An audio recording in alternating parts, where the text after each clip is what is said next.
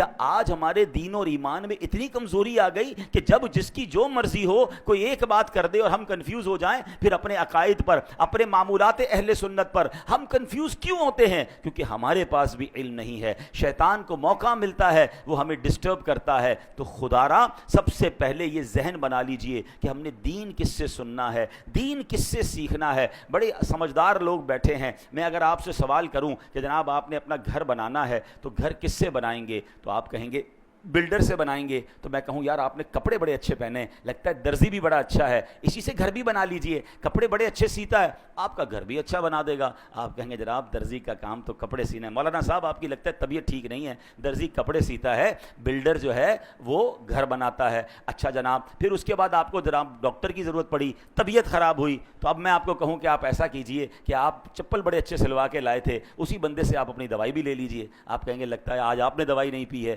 کہ جناب چپل سینے والا جو ہے وہ ہمیں دوائی کیسے دے گا؟ تو کمال ہے کہ دنیا کی ہر فیلڈ میں آپ اپنے لیے اس فیلڈ کا ایکسپرٹ تلاش کرتے ہیں۔ موچی سے جوتے سلواتے ہیں، درزی سے کپڑے سلواتے ہیں، ڈاکٹر سے دوائی لیتے ہیں، بلڈر سے گھر بناتے ہیں، ان کو آپس میں مکس اینڈ میچ نہیں کرتے۔ تو اب بتائیے نا دین کس سے سیکھنا چاہیے، شریعت کس سے معلوم کرنی چاہیے؟ کیا ہر اس شخص کو یہ حق حاصل ہے؟ میرا دین اتنا مظلوم ہے۔ اچھا اب ایک اور فینومنا لوگ لے کر آئے کہ جناب انٹرنیٹ پر تو ساری چیزیں موجود ہیں، اب تو اے آئی کا زمانہ ہے، سوال کیجئے جواب مل جاتا ہے۔ قرآن پاک پڑھنے کی اور جناب اس کی اتنی بڑی بڑی تفسیریں پڑھنے کی ضرورت کیا ہے؟ اور جناب پڑھنا بھی ہے تو کسی عالم کی ضرورت کیا ہے، کسی مفتی کی ضرورت کیا ہے، کسی ایکسپرٹ کی ضرورت کیا ہے؟ قرآن موجود ہے، تفسیریں موجود ہیں، ہم خود ہی مسئلہ نکال لیں گے، ہمیں علماء کی حاجت نہیں ہے۔ چلے تھوڑی دیر کے لیے آپ کی بات مان لیتے ہیں کہ جناب کتاب سے پراپر علم مل جاتا ہے، ٹھیک ہے، کتاب میں سب چیزیں موجود ہیں۔ چلے اب میں آپ ہی کی بات آپ کی طرف دوبارہ بڑھاتا ہوں، اللہ نہ کرے آپ میں سے کسی کو کوئی پرابلم ہو جائے یا آپ کے گھر میں کسی کا آپریشن ریکوائرڈ ہو،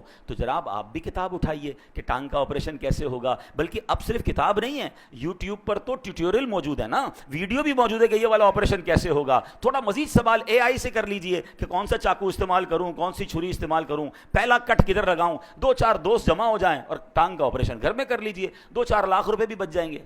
آپ کہیں گے یار کیا ہو گیا آپ کو؟ بھائی جان کا معاملہ ہے، کسی ایکسپرٹ سے کروانا پڑے گا، کتابوں میں ضرور لکھا ہے لیکن ٹانگ ضائع ہو جائے گی، دل کا آپریشن ہم نہیں کر سکتے، حالانکہ اس کا پورا طریقہ انٹرنیٹ پر موجود ہے۔ آپ کہیں نہیں، اس کے لیے برسوں کا ایکسپرٹ چاہیے، بلکہ آپریشن تو اس سے کروائیں گے جس کا آپریشن کرنے کا تجربہ بھی ہو اور اس کا آپریشن کامیاب بھی ہوتا ہو۔ 4 دوستوں سے بھی پوچھیں گے، 3 رائے لیں گے، ایک رائے پر بھی لوگ آپریشن نہیں کراتے۔ کرنا بھی یہ چاہیے کہ 3 طرف سے رائے لے کر پھر آپریشن کی طرف جانا چاہیے۔ آپ کہیں گے جان کا معاملہ ہے، جسم کا معاملہ ہے، باڈی خراب ہو سکتی ہے۔ سبحان اللہ، آپ نے میرا ہی جواب دے دیا حضرت۔ اب میرا ثواب سن لیجئے، مجھے ایک بات بتا دیجئے، کسی کی ٹانگ زیادہ قیمتی ہے یا اس کا ایمان زیادہ قیمتی ہے؟ میرے ایمان پر جس کی جو مرضی آئے چھری کانٹے لے کر آ جائے کہ میں تمہارا ایمان کا معاملہ ٹھیک کرتا ہوں، تمہارا دین میں تمہیں سمجھاتا ہوں، آپ پڑھ لیں نا، آپ ہی خود ہی قرآن سے اور تفسیر سے پڑھ لیں۔ آپ کہیں گے نہیں جناب، باقی دنیا کے معاملات میں جب ایکسپرٹ ریکوائرڈ ہے تو مجھے قرآن کے علم کے لیے بھی فہم القرآن والا مفتی اور عالم ریکوائرڈ ہے،